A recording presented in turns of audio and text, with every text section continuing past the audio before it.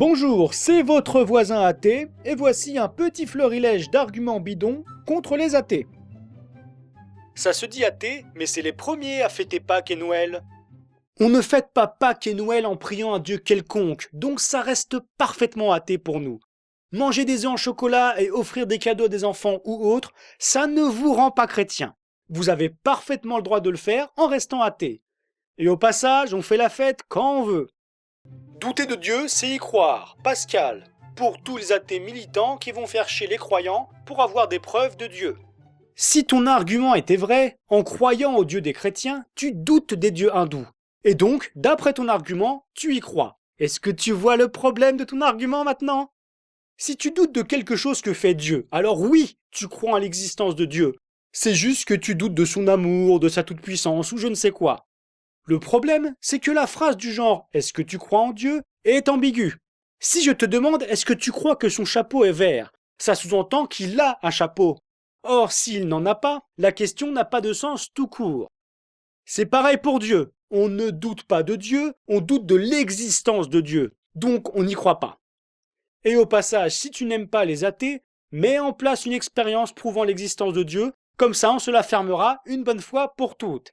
Et enfin, tu peux citer qui tu veux, Einstein, Obama ou le pape, ça ne changera rien aux propos tenus. Quelque chose de faux est faux. Dès lors que Dieu n'est plus là, la notion de bien et de mal devient totalement subjective. Il n'y a plus de morale objective. Et comme tout le monde le sait, les différentes religions sont uniformes au sein d'elles-mêmes parce que leurs adorateurs sont tous d'accord sur la morale à adopter. Il n'y a absolument aucun schisme chez les chrétiens, il n'y a personne qui refuse l'autorité du pape, et au travers des âges, la morale des chrétiens a toujours été la même. On peut faire pareil avec l'islam ou autre. Donc l'histoire de la morale absolue, c'est bidon.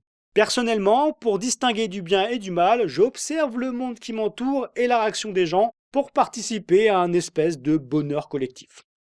L'athéisme est une religion comme toutes les autres, sauf que ça fonctionne sans Dieu, leur prophète est Richard Dawkins. Oui, à part qu'un prophète est censé communiquer avec Dieu.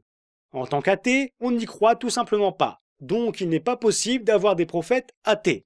Et au passage, être athée, c'est tout simplement ne pas arriver à la conclusion que Dieu existe, ni en faire l'hypothèse. Donc au même titre que la géographie ou les mathématiques, l'athéisme n'implique aucune lecture particulière, donc aucune morale particulière, aucun culte ou autre. Donc ça n'est pas une religion. Au passage, je voulais faire une petite annonce, la prochaine prière pour l'église athée du 3e jour, c'est chez moi le 1er avril, et il y aura des muffins végétaliens. Les athées sont les pires cinglés de la planète, va te faire soigner. Argument ad hominem complètement gratuit de la part d'un mec qui s'appelle SS. Selon toi, comment l'univers a été créé et comment nous avons été créés ? Réponds pas dans un mois. Tu ne crois pas en Dieu et tu réfutes la création, mais tu n'as aucun avis perso sur l'origine de la vie. MDR, Mister Athée. Et depuis quand doit-on absolument tout savoir sur le monde qui nous entoure ?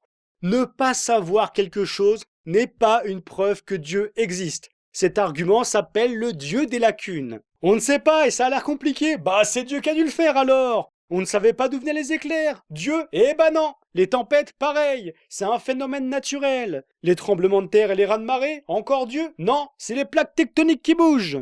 Enfin bref, si tu bases ta croyance sur les lacunes de la science actuelle, alors attends-toi à voir ta croyance diminuer.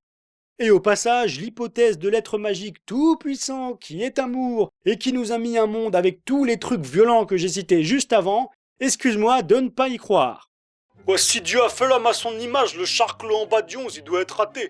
Mais de quoi tu parles, mec ? Si la réalité est que Dieu a fait l'homme à son image, alors quelle que soit ta croyance, tu seras à l'image de Dieu. Donc le clochard aussi, qu'il soit athée ou pas. Putain, mais c'est vraiment la remarque la plus bidon du mois, quoi. Comment est-ce qu'on peut arriver à une logique aussi foireuse ? Dans tous les cas, c'était votre voisin athée. Je vous souhaite une excellente journée.